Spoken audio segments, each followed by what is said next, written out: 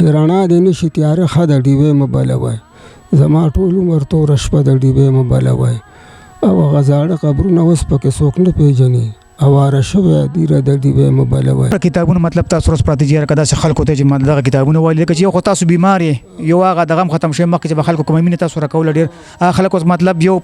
پچن کم شوي دي که نه مخکې به ډېر زیات وو نو که د کتابونو باره کې دغه مینهوال څه وویل غواړل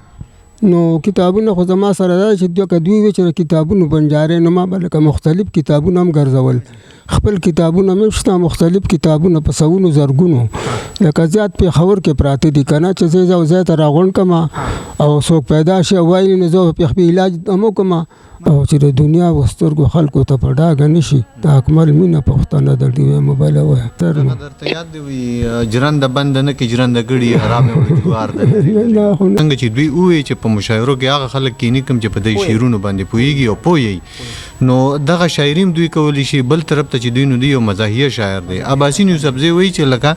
اکمل لیونی چې په کومه مشاعره کې و دا اکمل لیونی مشاعره باز شاعر دی یعنی چې کوم مشاعره لوټي هغه شاعر و نو مزاحیه انداز سنجیده انداز ادبي انداز دغه هر څه چې دی نو په اکمل لیونی کې موجود و. خپل د شمیرې نمبر ورکړه داسې زموږ پښتانه ډېر چې کوم په ادب مین دي هغوی تاسو سره رابطه وکړي مطلب راشي او دغه کتابونه دې نه وایي. نو زما موبایل نمبر خو دی چې 0346 88 65 760 0346 88 65 760. هغه شاعران ډېر زیات کم دي چې هغوی پیروډیز یعنې تضمینونه کړي دي دوی په ډېرو خوږو غزلو باندې تضمینونه کړي دي تا به هم زما په خیال چې دوی به اوس له کمزوري شوي دي نشي کولی ګنې دوی ورته اراده وه چې دغه تضمینونه دغه دوی وکړي دغه به چاپ کوي نو که هغه راغله نو دا به یوه نوې اضافه وي وی منمه اکمله شاعر نه شاعر ګوټه یې خو یو مشاعره هم ګورستانه بغیر نه کېږي د دوی خپل شعر دی که نه نو واقع چې دی نو یو مشاعره د دوی نه بغیر چې دی نو دا نیمګړې وه. غمزه بابا شو غني خان جو سره تاسو ملاقات شوی دی ډېر ځله حمزه بابا سره خو زه به ډېر پاتې کېدم ځکه چې زه پېښور ته کله لاړم 2-3 شپې به مې د هغه سره کولې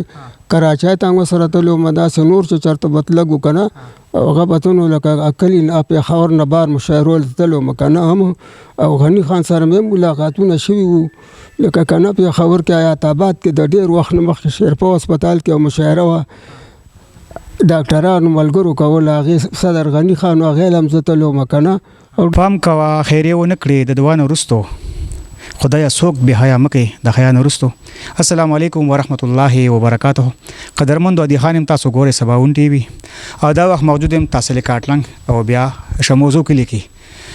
د یو داسې شاعر سره چې د ادب بنجاري ورته ویلی شي دغه د ادبي بنجاري نن سبا دغه بنجاریتوب نه پرېوتی دی اکمل لیونی دغه سره به دغه د ژوند دغه د ادب په حواله یو څو خبرې اترې کوو. اکمل صاحب السلام علیکم. وعلیکم السلام. په خیر علی جی په خیر علی په خیر خیر خدای پاک محبت لره خوشاله اوسئ.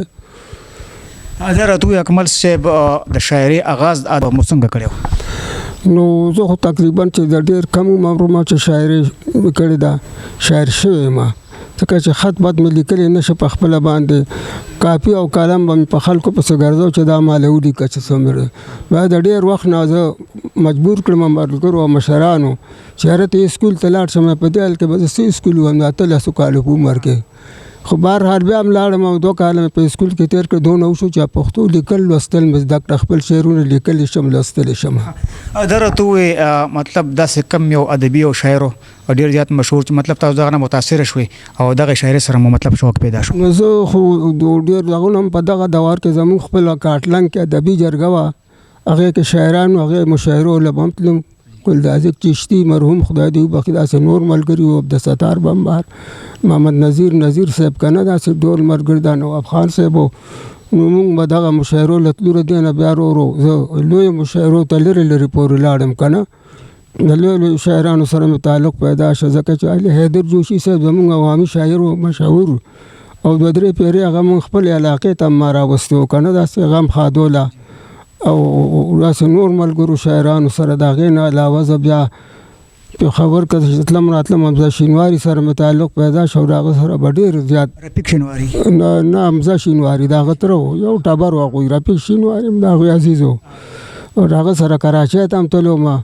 داسې د پښتو خوا کې چې مشاعرې به مطلب راتلم به ولا خو زیات تعلق مې زیات د هغه سره او د هغه زما په یو کتاب تورتم باندې د لوی ادیب اچم لیکلی ده اجمل خټک صاحب سره خدای دې وبخښي دغه مړي دي اوس خو بهرحال داسې څومره چې شاعران چې وو نور په ژوندو شاعرانو کې ما ظلمو شاعرانو کې لکه رحمت شاه ساحل صاحب شو عباسین صاحب شو داسې خیبر افریدی د خدای وبخښي دې ظلمو دې سره زما ډېر ښه تعلق و اوس هم د دې ژوندو شاعرانو سره عباسین صاحب سره او ساحل صاحب سره زما ښه تعلق دی یو بل سره ټلیفون هم کوم خبرې اترې هم کوو که نه تقریبا څومره مطلب کتابونه تاسو لیکلي موږ خو تقریبا ما مخکې خو عوامي شاعري به ورته وی که نه چا کیسې لوبې چاربیتې د هغې هم 3 کتابونه چاپ وو بیا چې دا ادبي دور راغی که نه لکه نظمونه غزلې د دې هم 3 کتابونه چاپ دي که نه لاول تورتم چې هغه تقریبا 6 ایډیشنه چاپ شوی بیا لیونتوب دا هم تقریبا 3 ایډیشن بیا چپاونه دې کې اکثر سیاسي نظمونه که نه نو دا هم 2-3 ځله چاپ شوی دی او په الحال هم شاعري شته دي خو زه بیمار یم او د ګرځېدو وته ما نو بس تقریبا د ولی خان نه راواله د موجوده عقیدته پورې خو مطلب دا دی حیدر خان چې شکنه د عمرې له لیږلو ما داسې نور امدادونه هم کړي را سره بیمارپور صاحب زما کړي خو مطلب دا دی چې اوس زه د ګرځېدو هم نه ما داسې رابطې نه کېږي او اهل ظلم نشته دی ادبي سیاسي تاسو ته معلومات زما نه ډېر کېږي که نه نو بس الله دې خیر وکړي خو زه د چا نه خفه نه یم انډګي لمن یم چې رڼا دې نه شي تیاره ښه د ډیوې مه بلوئ زما ټول عمر توره شپه د ډیوې مه بلوئ او هغه زاړه قبرونه اوس پکې څوک نه پېژني اواره شوی دیره د ډیوې مه بلوئ او زه هغه ړوند یم چې د سر په سترګو هېڅ نه وینم ما ته دا ورځ او شپه یوه د ډیوې مه بلوئ او کمقله خلکه تاسو غم او ښادي څه پېژنئ تیاره بېوسو لپاره د ډیوې مه بلوئ او چې د دنیا و سترګو خلکو ته په ډاګه نه شي د اکمل مینه پښتانه د ډیوې مه بلوئ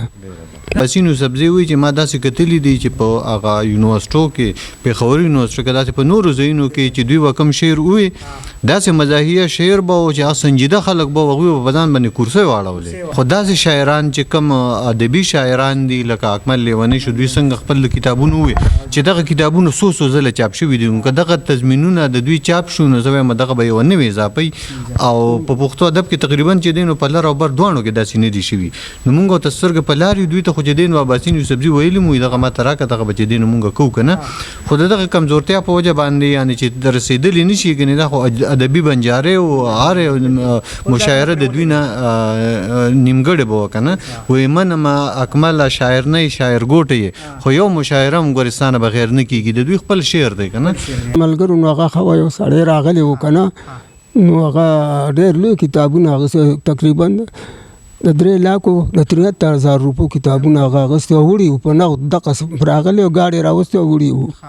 ادب په دنیا کې استاد کمې وو نو د ادب په دنیا کې خو استادانو اکثر نه دوی ملګرو ته پته ده خو نه زه خو خپل هر مشر استاد ګڼم بل الهام مطلب شاعر داسې ټیم کېږي نو یاره د الهام پته خو ما ته نه لګي خو زه خپل کوشش دا کوم چې کله کله دا بالکل زه ډېر کوشش کوم نو څه نه شم ولیکلی د ډېر وخت نه او کله کله داسې چې ډېر په اسانه باندې څه ولیکمه کړې ده ځکه چې د غره ګېډې به مې راوړه د لرګو بخوا خرڅاو باندې په هغې مې ښه ګزاره روانه وه که نه او اوس خو پروت یم د ګرځېدو نه وتم خو نه الله تعالی روزي رسان دي هر که څاروي مې ساتل که نه او سره د هغې به هم هرې مشاعرې له مې ځان رساو تلم اخري پیغام زمونږ دغه نوي شاعرانو زمونږ دغه نوي کول ته مطلب کم چې پښتانه ګوري کم چې تاسو به یې خوښوئ هغوی څه پیغام ورکوئ نو زه خو ټولو شاعرانو ته دا پیغام ورکوم چې لاول خو زه مطلب دا دی چې زمونږ دا وطن دی د خدمت پکار دی نور د پښتنو خدمت پکار دی که نه او چې د لالچ دپاره شاعري وکړي د قام دپاره د خپل وطن دپاره